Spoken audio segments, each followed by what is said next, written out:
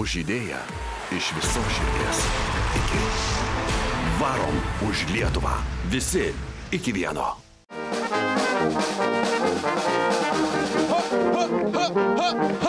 Kur buvus, kur nebuvus, štai ir Pabradė.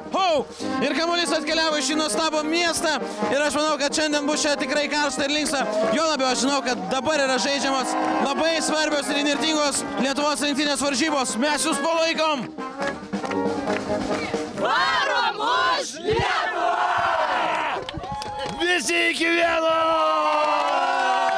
Perbėgo šiurpuliukas, tikrai jaučiu, kad čia tiek rankų palėtė šitą kamuolį, tokią laimę ir toliau liesti ir kitiem perduoti. Vienu žodžiu, visi iki vieno turim paliesti tą kamuolį. Už laimėjimą ir garbingą kovą. Už mūsų Lietuvą, tegul laimė visi.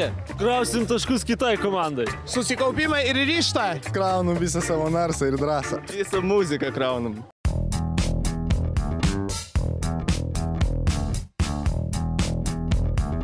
Mes džiaugiamės, kad kamuolys atriedėjo į mūsų miestelį, į Pabradę.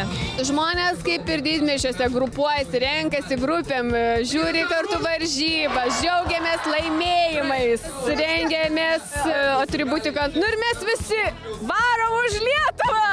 Galiu patikrinti miesto, kaip seniūnė galiu pasakyti, miesto metu miesto gatvėse nėra ne vieno žmogaus. Taip, visi varžybos. Visi prie televizorių, prie ekranų, visur, kur tik galima kažką pažiūrėti ir pamatyti. Gatvėse yra ne vieno.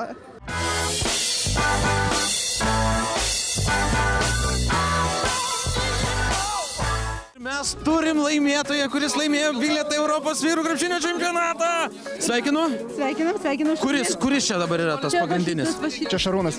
Iš tikrųjų, iki dovanoja jums šį bilietą ir linki nuostabių emocijų Europos vyrų krepšinio čempionate. Mes tikimės, kad jūs puikiai praleisit laiką. Tu ypač? Praleisit tikrai 100%. Tai keliausit visi?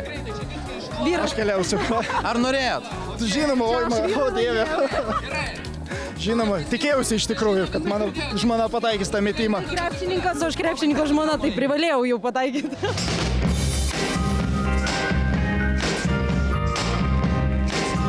Tautiečiai, puošiamės 3 spalvomis – geltona, žalia, raudona, dėl kad rugpjūtį ir rugsėjį mes visi turėsim atrodyti lygiai taip pat, kaip vieninga 3 milijonų rinktinė.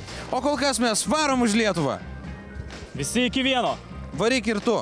Iki. Už idėją iš visos širdies. Iki.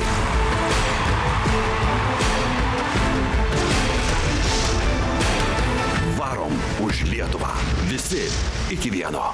Žygį garsina TV3 ir Viasat. Žygio partneriai – naujienų portalas Delfi, 20-metis Radio centras.